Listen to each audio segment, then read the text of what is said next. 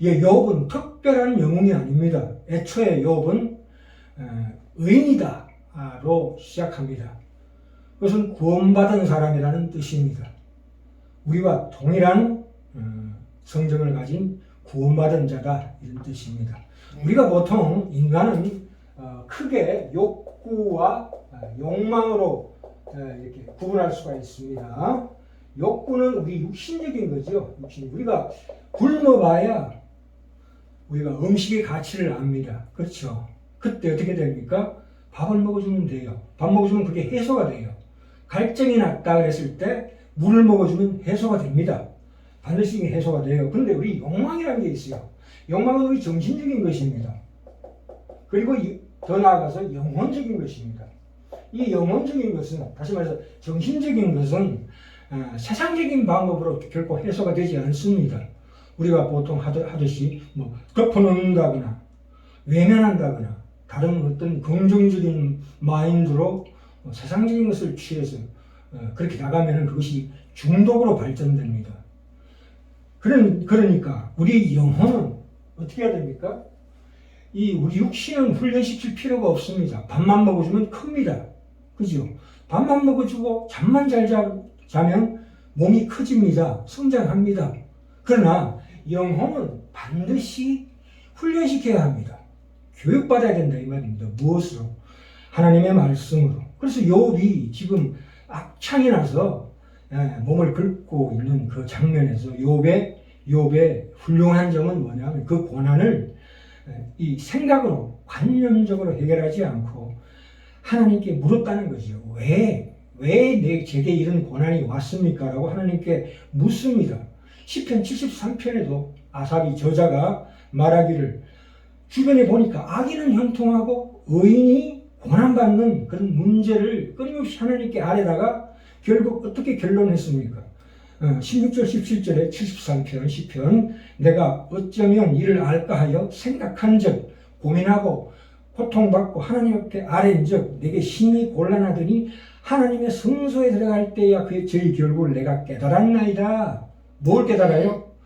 이 의인에게 주는 환난은 하나님이 주시는 거다. 이렇게 이해했다 이 말입니다. 자, 욥기 3장 가기 전에 2장 9절 10절에 나옵니다. 그 아내가, 그러니까 다 죽고 자녀들은 다 죽고 아내가 살아서 무슨 얘기하냐면 당신이 그래도 자기의 순전한 신앙을 굳게 지키겠느냐? 하나님을 욕하고 죽으라. 이렇게 나옵니다. 참 쉬운 건입니다. 우리가 아내나 남편은 창세기 2장 18절에 보시면 돕는 배필로 나오지만 그 돕는 배필이 결국은 어떻게 됩니까? 남편이나 아내를 타락시키는데도 가장 유력한 자가 된다 이 말입니다. 돕는 배필과 동시에 또 그를 타락시킬 수 있는 참 유일하고 가장 강력한 배우자다 이렇게 이해하시면 됩니다. 하나님도 사탄의 시험도 반드시 인간과의 관계에서 일어납니다. 혼자서는 관계를 가질 수가 없죠. 그래서 하나님께서 항상 이렇게 섭리를 하십니다. 그런데 욥의 대답이 기가 막힙니다. 우리가 하나님께 복을 받았은즉 재앙도 받지 아니하겠느뇨. 그러니까 하나님 한 분만으로 만족하는 것을 얘기합니다. 오히려 공평하다. 그렇죠. 마태복음 5장에도 나오지요.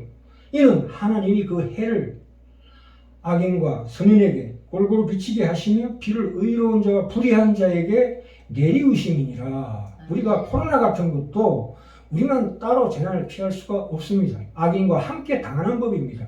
그 가운데서도 하나님께서 그랬잖아요. 욥이 그랬잖아요. 하나님께 복을 받은 즉 재앙도 받음이 마땅하다. 얼마나 큰 복을 받았는데, 구원이란 큰 복을 받았는데 재앙 받는 건 당연한 거 아니겠어요? 예수 그리스도 십자가의 부활에 참여하는 자는 예수 그리스도의 고난도 함께 그 그릇에 맞게 받아야 마땅하다 이 얘기입니다. 이 시험거리가 뭡니까? 아내가 무슨 얘기합니까? 당신 이래도 참고 견디겠느냐? 당신의 신앙이 뭐냐? 그러니까 당신이 믿은 대로 받아야 마땅한데 이게 뭡니까? 인과응보의 법칙이죠. 하나님한테 잘하면 복받고 못하면 벌 준다는 인과열. 물론 이게 중요합니다만은 이것을 반드시 넘어가야 한다. 왜요? 그 인과응보의 법칙, 인과열의 법칙. 잘하면 상 주고 못하면 벌 준다는 그런 틀을 하나님께서 그 보호막을 완전히 깨버리시는 이 과정이 있거든요. 욥이. 그렇죠. 그래서 이것은 우리가 반드시 하나님께서 깬 것을 우리가 영적으로 확인을 해야 합니다. 그렇죠. 안 그렇습니까? 자, 지난 시간에 우리가 뭘 확인했습니까? 하나님께서 우리를 참으로 우월한 존재로 대접하신다는 것을 확인했습니다. 하나님의 창조 사역은 우리가 생각하는 것보다 훨씬 깊습니다. 재창조예요. 영혼의 재창조라고요. 지금 현재 하나님께서 여전히 우리와 함께 동행하시며 일하고 계십니다. 그 창조 사역의 연장선상에 있는 것이 예수 그리스도의 오심이다. 이렇게 확인해야 됩니다. 그렇기 때문에 우리 신앙생활 가운데서 우리가 기대하는 어떤 행복이나 우리가 기대하는 어떤 결과, 우리가 소망하는 어떤 목적보다도 하나님의 목적은 크시다.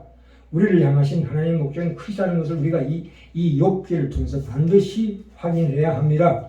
자, 3장 갑시다. 3장 1절에 보시면 그 후에 욥이 입을 열어 자기 생일을 저주하니라. 이제 드디어 시작합니다. 욥의 한탄이 시작됩니다. 근데 그 후에 욥이 입을 열어 자기 생일을 저주한다고 했을 때 이것은 하나님을 저주하는 게 아닙니다. 이거 오해하시면 안 됩니다. 사단이 기대했던 바는 뭡니까? 쳐보세요. 욥이 당신을 배반하리이다. 그러나 배반하지 않습니다. 단지 자기 생일만을 저주한다는, 생일을 저주한다는 것은 그것을 가볍게 여긴다 이 말입니다. 자기 태어난 것을 한탄한다 이 뜻입니다. 3장 2절부터 4절 봅시다. 나의 난 날이 멸망하였더라면, 그날이 캄캄하였더라면, 하나님이 위에서 돌아보지 마셨더라면, 그 빛도 그날을 비치지 말았었더라면, 이렇게 고백하고 있습니다. 이건 신앙 고백이에요. 나의 난 날이 멸망하였더라면, 그날이 캄캄하였더라면 것은 기후가 좋지 못해서 어두운 것을 의미하지 않고, 그날이 존재하지 않음으로 캄캄하다는 뜻이에요. 그건 무슨 얘기냐? 그래서 뒤에 나오잖아요. 하나님 위에서 돌아보지 마셨더라면. 이렇게 나옵니다. 이건 신앙 고백이 내포되어 있습니다. 왜냐하면 자기 생일이 하나님의 섭리에 의해서 존재케 된 것을 믿고 있는 대목입니다. 그렇죠? 그러니까 경건한 자예요. 마태복음 27장에도 나오죠. 예수님께서 나의 하나님 어찌 나를 버리셨나이까? 아니 나의 하나님 해놓고 어찌 나를 버리셨나이까? 이건 실수하는 겁니까? 아닙니다. 실수하는 게 아니에요. 자기의 육신적인 고통, 성육신하여 오신 그 하나님이신 예수님이 당하시는 그 고통을 그대로 하나님께 고백한 것 뿐입니다. 절대 실수한 게 아닙니다. 그러나 이 욥은 이 글의 뉘앙스가 약간은 실수했다고 볼 수 있습니다. 3장 5절도 마찬가지죠. 음부와 사망의 그늘이. 그러니까 자기가 빛으로 성립된 그 하루, 그게 뭡니까? 자기 생일이죠. 그러니까 6절에 해의 날수 가운데 어느 날 나서 그 부모의 기쁨이 되지 않았었더라면 이라고 얘기하고 있습니다. 내가 태어나지 않았으면 부모가 기뻐하지 않았을 텐데, 그러니까 자기가 나지 않았을 경우를 지금 얘기하고 있습니다. 그러니까 자기의 출생을 한탄하면서도 하나님을 원망하지 않았다. 오직 하나님만 바라보는 믿음의 사람이었다 이 뜻입니다. 그러니까 계속 기도를 했죠 지금. 그죠? 그러니까 마침내 나중에 42장에 가서 큰 은혜를 받습니다. 자, 3장 8절도 마찬가지입니다. 나를 저주하는 자, 나를 저주하는 자가 누구예요? 하나님이십니다. 모든 저주의 그 큰 번세를 갖고 있는 분은 하나님이십니다. 사탄이 아닙니다. 꼭 큰 악어를 격동시키기에 익숙한 자 누굽니까? 하나님이십니다. 왜 악어가 많이 나오네요. 나중에 악어 또 나와요. 3장 9절에도 그렇습니다. 마찬가지죠. 그러나 3장 10절부터 12절까지 한번 볼까요? 이는 내 모태의 문을 닫지 아니하였고 내 눈으로 환난을 보지 않도록 하지 아니하였음이로구나 이렇게 얘기하고 있습니다. 이게 무슨 얘기냐면 3장 10절부터 12절까지 말씀은 인간이 생명이 하나님께서 우리를 창조하셔가지고 모태에서 말하자면 세상으로 내던져진 것과 똑같다는 얘기예요. 그렇죠? 하나님께서 내가 뭐 어떻게 해서 그냥 잠자고 있던 나를 하나님께서 그렇게 창조하셔가지고 이 죄된 세상 밖으로 던져버렸다 이 말입니다. 이 고난의 인생을 왜 허락하셨는고 참 근원적인 물음을 하고 있습니다. 그죠? 그러니까 인간이라는 것은 우리에게 주시는 어떤 고통이나 이 세상 가운데 당하는 죄로 말미암는 고통도 있고 하나님께서 따로 주시는 이 욥이 당하는 환난 같은 것도 따지고 보면 이 세상을 사랑하지 않게 하기 위한 하나님의 섭리입니다. 세상이 너무너무 좋으면 누가 세상을 떠나려고 그러겠습니까? 그렇습니까? 그래서 자, 이건 여기까지 할까요? 왜냐하면 이 전도서 7장 1절부터 4절에 굉장히 중요한 말씀 나오죠. 여러 번 말씀드렸는데요. 신자가 죽음을 사모함으로 말미암아 신앙이 더 깊어집니다. 왜냐하면 죽는 날이 출생하는 날보다 나으며 초상집에 가는 것이 잔치집에 가는 것보다 낫대요. 아멘. 왜냐하면 모든 사람이 다 죽기 때문입니다. 내가 초상집에 갔을 때 나 자신도 언젠가는 저기에 묻힐 것이다 라는 것을 알게 되는 거거든요. 그러니까 살아있는 자가 초상집에 갔을 때 자기의 죽음을 바라볼 수 있다 이 말입니다. 그러니까 슬픔이 이어서 나오는 말이 뭡니까? 슬픔이 웃음보다 나음은 얼굴에 근심함으로 마음이 좋게 됩니다. 영혼이 좋게 된다 이 말입니다. 영혼의 훈련을 받는다 이 말입니다. 지혜 있는 자는 초상집에 있으되 우매자의 마음은 잔치하는 집에 있느니라. 그렇죠? 하나님이 생명을 주셨다는 말씀은 우리의 사망도 주셨다 이 말입니다. 그래서 참 하나님의 그래서 3장 20절에 나오지요. 어찌하여 공고한 자에게 빛을 주셨으며 마음이 번뇌하는 자에게 생명을 주셨는고. 참으로 기가 막힌 말씀입니다. 왜 하나님께서 이 생명을 주셨나? 누구든지 환난을 당하면 그 환난이 하나님께로부터 온 줄로 바로 안다 이 말입니다. 신자들은 하나님의 경륜에서 세상에 태어났으면 하나님의 경륜에서 죽는 것은 마땅합니다. 그렇죠? 그러므로 자기 생일을 교조한 그의 말은 비록 무식한 말이지만 맞는 말이에요. 자, 이제 갑시다. 그러면 욥의 한탄이 나오는데 이 욥의 한탄에 대한 정확한 대답이 어디 나오냐면 신약에 나옵니다. 신약 히브리서 12장에 나옵니다. 자, 그 대답을 한번 볼까요? 12장.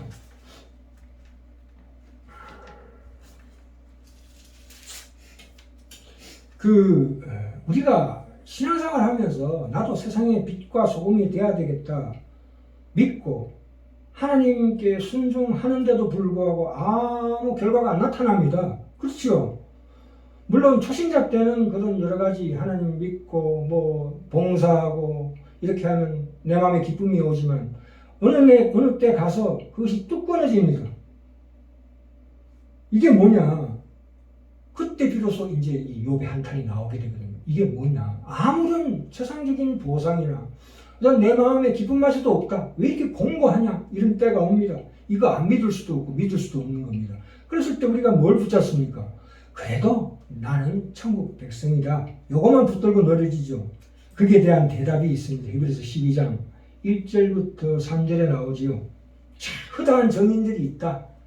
이러므로 우리에게 구름같이 둘러싼 허다한 정인들이 있다. 그들이 뭘로? 인내로서 우리 앞에 당한 경주를 하며 믿음의 주요 또 온전케 하시는 이인 예수를 바라보자. 왜? 예수님은 십자가를 참으사 그 부끄러움을 개의치 아니하시더니 하나님 보좌 우편에 앉았느니라. 너희가 자 나오지요. 너희가 피곤하여 낙심하지 않기 위하여 어느 때? 바로 그럴 때 욥의 한탄이 나올 때 죄인들이 이같이 자기에게 거역한 일을 참으신 일을 생각하라. 그죠? 그 길이 예수님이 가신 십자가의 그 참으로 멸시와 천대받는 그 길이 하나님의 어떤 목적과 내용의 길이랍니다. 그러므로 욥기에서 보는 모든 고난들을 우리로 하여금 감사하라고 요구하고 계시는 대목입니다. 자, 계속해서 볼까요? 4절부터 7절까지 너희가 죄와 싸우되 아직 피 흘리기까지는 대항치 아니하고 또 아들들에게 권하는 것 같이 너희에게 권면하신 말씀도 잊었도다. 일러스되 내 아들아 주의 징계하심을 경히 여기지 말며. 여기 징계가 나옵니다. 징계는 헬라 원어로 파이데이아라고 해가지고 훈련을 의미합니다. 훈련. 그죠? 디시플린.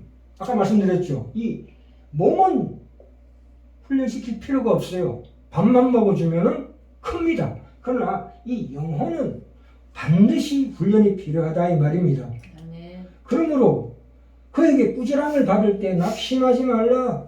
그렇죠? 고난을 받을 때 낙심하지 말라. 하나님께 주시는 고난은 참된 복이다. 주께서 그 사랑하시는 자를 징계하시고 그가 받아들이시는 아들마다 채찍질 하시니라 하였으니 이렇게 나오잖아요. 시편 23편에도 나오죠. 주의 지팡이와 막대가 날 아니하시나이다. 주의 지팡이가 뭡니까? 하나님의 보호하심이죠. 결국 보호하심 속에 뭐가 있습니까? 막대기가 있다고요. 우리를 교정시키는 막대기가 있다고요. 채찍질 하심이니라. 너희가 참으면 징계를 받기 위함이라. 징계가 뭐라고요? 훈련입니다. 디시플린. 파이데이야. 그러니까 어찌 아버지가 징계하지 않는 아들이 있으리요. 아버지가 그 징계하지 않는 부모가 없는 자는 뭐라고 그럽니까? 사생자래요. 그러니까 하나님의 사랑과 하나님의 사랑의 매, 징계는 동전의 양면과 같다. 사랑의 뒷면이 뭡니까? 징계예요. 사랑하시는 아들에게 더 많이 찾아옵니다. 이걸 우리가 꼭 아셔야 합니다. 우리가 자식을 기르기 위해서 훈련시키죠. 이것은 우리의 인격과 정신이 자라야 합니다. 그건 참으로 고된 훈련입니다. 예수와 함께 사는 연장선상에서 우리가 육신의 이 뇌가 완전히 없어졌을 때, 죽었을 때 얘기합니다. 육신의 뇌가 없어졌을 때 새 몸을 받습니다. 새 몸을 받는다고요. 그럼 새 몸에 맞는 영혼의 훈련이 꼭 필요합니다. 안 그렇습니까? 새 몸을 받을 때, 덧 입을 때 필요한 것이 뭐라고요? 우리 지난 육신, 썩어져갈 육신이 아니고 그것이 새롭게 변화된 육신을 받을 때에 그에 걸맞는 새로운 영혼, 새로운 피조물의 영혼이 필요하다 이 말입니다. 이거는 배워야 합니다. 그래서 다시 말씀드립니다. 8절에 징계는 다 받는 것이거늘 너희에게 없으면 사생자요 친아들이 아니니라. 이게 욥기가 무슨 상관이 있습니까? 매우 상관이 있습니다. 그렇죠? 욥기 3장에서 욥이 하나님 어떡하는 말입니까? 내가 뭘 잘못했단 말입니까? 자기의 순전함이 깨어지고 있다. 죄 안 짓고 하나님을 두려워하고 공경하고 살았으면 전부지. 이제 어찌하란 말입니까? 나 못 살겠습니다. 나 죽여주십시오. 이렇게 얘기합니다. 우리가 하나님을 믿지 않고 세상 가운데 살면 생존 경쟁 속에서 죽든지 살든지 세상적인 방법으로, 그러니까 적극적이고 긍정적인 사고방식으로 이런 부정적인 것들, 근심, 한탄 이런 것들을 다 회피하고 덮는다든지 다른 즐거운 일에 빠진다든지 중독된다든지 외면하고 살 수 있는데 이 신자들은 그게 안 된다 이 말입니다. 그거 가지고 해결이 안 돼요. 그럼 돌아서면 나중에 덮어놓으면 나중에 또다시 그러한 환란이 또 찾아와요. 하나님은 결국 그렇게 징계로 가신다 이 말입니다. 그래서 뭡니까? 고린도전서 한번 펴볼까요? 고린도전서 3장 18절. 자, 여기 보시면 3장 8절부터 이렇게 나오는데요. 3장 18절부터구나. 예.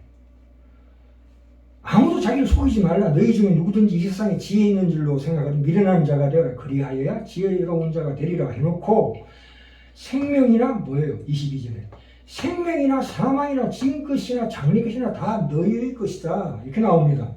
그러니까 그죠? 너희는 그리스도의 것이요 그리스도는 하나님의 것이니라. 이렇게 말씀하고 있습니다.